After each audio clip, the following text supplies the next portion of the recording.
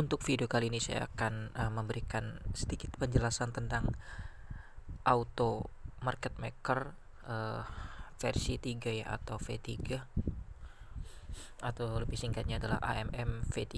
Nah, apa sih bedanya dengan V2 atau versi kedua sebelumnya? Nah, di versi ketiga ini adalah lebih fokus ke likuiditas. Jadi ketika kita melakukan liquidity farming atau memasang likuiditas di sebuah DEX yang mendukung V3 kayak PancakeSwap dan juga Biswap ya. Nah, itu akan alhamdulillah. Nah, itu akan membuat kita lebih banyak menerima fees dari atau biaya transaksi dari seseorang yang melakukan swap di DEX itu. Kalau dulu di V2 itu adalah ketika kita mencoba melakukan farming atau memasang likuiditas, itu kita membutuhkan 50-50 ya, sedangkan untuk V3 ini tidak perlu 50-50. Itu semua tergantung range-nya, karena di V3 ini akan fokus pada range-nya. Semakin sempit atau semakin kecil ruang range-nya, maka reward kita dan juga biaya transaksi atau bagi hasilnya kita akan mendapatkan lebih banyak. Sedangkan kalau farming di V2 sebelumnya itu adalah semua hasilnya itu bagi hasilnya itu sama, dan semua ada kelemahan masing-masing. Kalau di V2 itu, kalau impermanent loss-nya itu tidak terlalu tinggi, sedangkan V3 itu impermanent loss-nya sangat tinggi, karena ketika range-nya kita sempit dan harganya itu turun, maka kita akan mendapatkan banyak kerugiannya kalau kita langsung melakukan cut loss. Begitupun ketika harganya naik, maka ketika keluar dari out of range itu akan berpindah ke salah satu pairing. Jadi ketika out of range atau harganya itu di luar range yang kita setting, itu akan berubah menjadi satu aset saja. Semisal kita di sini ada Biswap dan USDT pairing ya. Ketika kita pasang range-nya, misalnya harga Biswapnya adalah 0,129, kita pasang range di 128 dan juga 130. Ketika turun dari 128, maka semuanya akan menjadi Biswap. Ketika harganya naik jadi 131, semuanya akan menjadi USDT. Nah, inilah kerugiannya, yaitu ketika harganya naik, kita menghold nih, melakukan farming pairing USDT Biswap. Ketika harganya naik dari 130 sampai 140, maka kita akan rugi. Karena apa?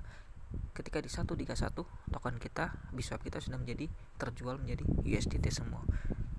Nah, itulah kerugiannya ya, karena kita hanya mendapatkan keuntungan berapa persen saja. Itulah bedanya dengan V2, karena kalau V2 tidak ada range-nya, tidak ada langsung ke swap ke satu aset. Ketika di V2 harga Biswapnya naik ke 0,140, kita hanya akan mendapatkan separuhnya atau setengahnya dari kenaikan semisal 10%, karena kita ada impermanent loss, jadi hanya naik 5%. Tapi itu kan masih menguntungkan daripada ketika di V3 ini kita memasang range yang sempit. Ketika naik, maka semuanya akan terkonversi menjadi USDT. Nah, ini sama seperti halnya jika di exchange itu ada namanya investasi ganda, mungkin kalian tahu. Nah, itu sama. Kalau di investasi ganda kan bedanya ada settlement waktu. Semisal dalam settlement waktu 1 hari, kalian pasti bisa tahu, misal coba bisa cek di Bybit, HTX ataupun Binance. Alhamdulillah. Nah, itu ada namanya dual investment atau investasi ganda. Nah, settlementnya itu ketika misalnya di harga Bitcoin adalah sekarang 51.000 dolar ya kan, ketika kita mau investasikan dasar besar $100, nah itu ada settlementnya 1 hari. Nah, ketika targetnya dalam 1 hari nanti harga dari Bitcoin menyentuh misal naik 52.000 dolar, aset kita akan menjadi 103 dolar.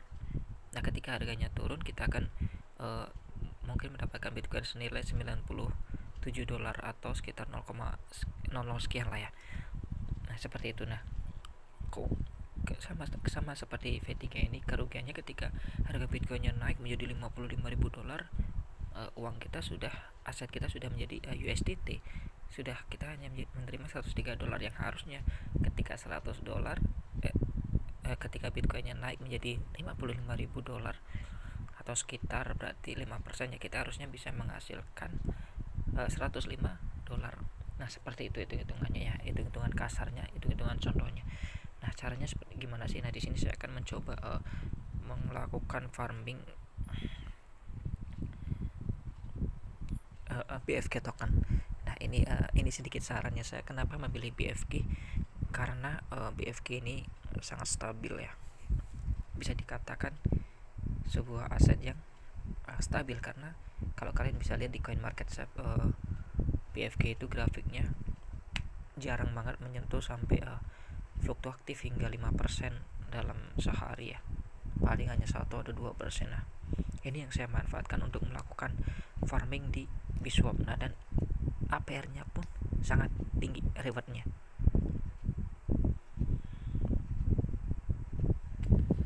Ini barusan saya mengalami auto frank ya dari BFG nya, semua asetnya di BFG.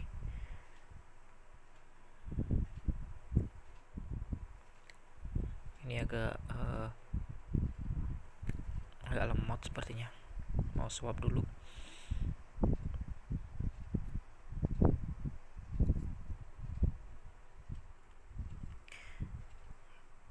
Oke, mau saya swap dulu.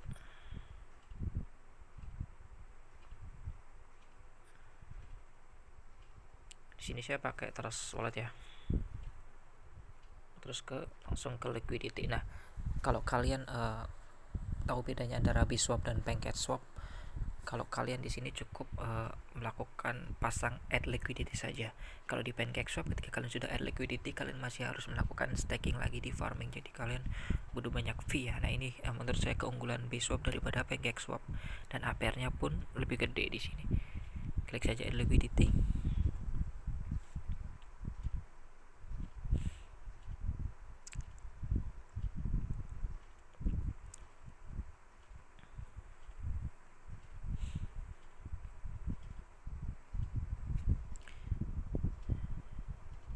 Sini saya pilih pairing BFG sama USDT.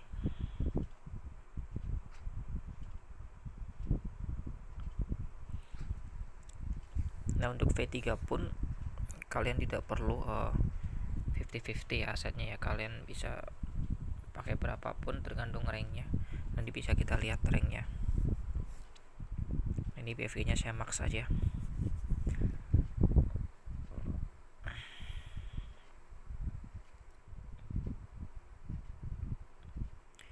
Nah di sini range-nya saya edit ya, karena ini standarnya adalah 10%. Ini saya akan coba edit.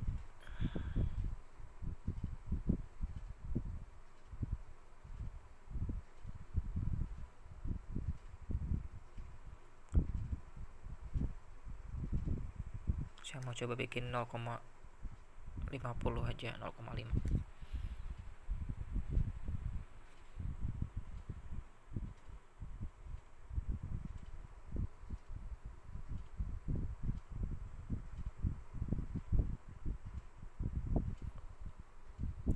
Nah di sini nih, ketika ini salah satunya kan atasnya 400 dolar tapi bawahnya sampai 500. Nah kalau semakin sempit maka salah satu range nya maka modalnya akan semakin banyak. Nah kalau semakin lebar ini akan berkurang nih.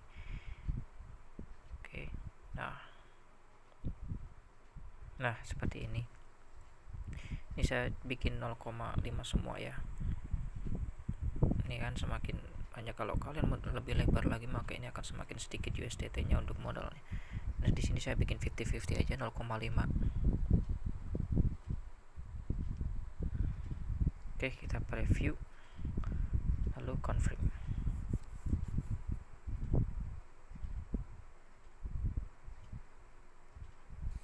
BSC ini fee-nya lumayan agak mahal ya sekarang ya, karena harga BNB nya kan naik.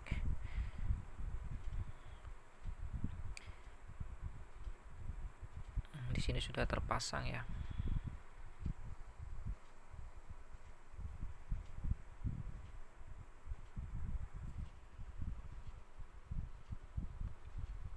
Di sini saya banyak banget nih liquidity yang sudah pernah saya modifikasi ya, karena auto frank jadi harus dimodifikasi lagi, harus diubah lagi, di ibaratnya di unstack dulu ya.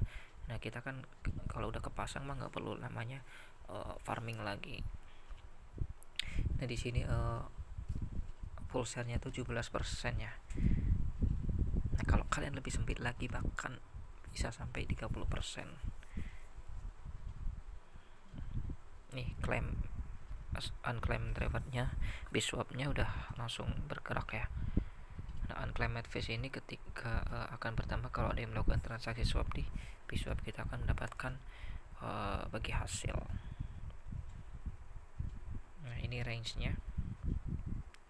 Nah ketika keluar nanti akan menjadi out of range, dan ketika ke atas akan out of range lagi, dan kita tidak akan mendapatkan reward dan juga full share-nya. Itu saja sih, semoga kalian mengerti ya tentang AMMV3 ini. Untuk itu bisa kalian coba di Biswap karena rewardnya sangat besar ya. Terima kasih dan sampai jumpa.